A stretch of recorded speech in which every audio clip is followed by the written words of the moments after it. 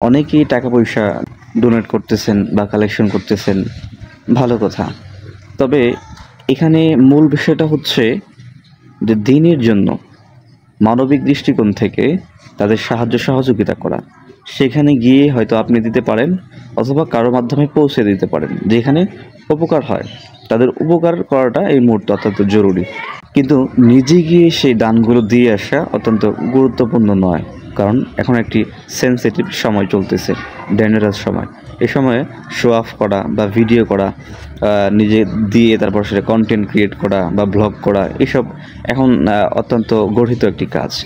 অনেকে দেখতে পাচ্ছি ২০, ৩০, ৫০ হাজার টাকা কালেকশন করে ১০-১৫ জন মিলে পিকনিকের মতো গিয়ে তারা নিজেরাই টাকা পয়সা খরচ করে ফেলতেছে এবং একটা স্পিড বোট বা নৌকাতে তারা নিয়ে যাচ্ছে ১০ জন, ১২ জন, ৮ জন করে যাচ্ছে, মাত্র ২-৩ জনকে তারা নিয়ে আসতেছে, মানে উদ্ধার করে, রেস্কিউ করে।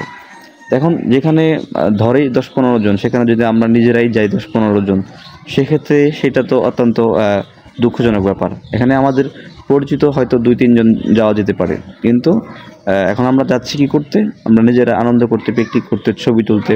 অতএব যারা এই সমস্ত কাজ করতেছেন, আশা করছি আপনারা এখান থেকে বের হয়ে আসবেন, এই কাজগুলো থেকে বিরত থাকবেন।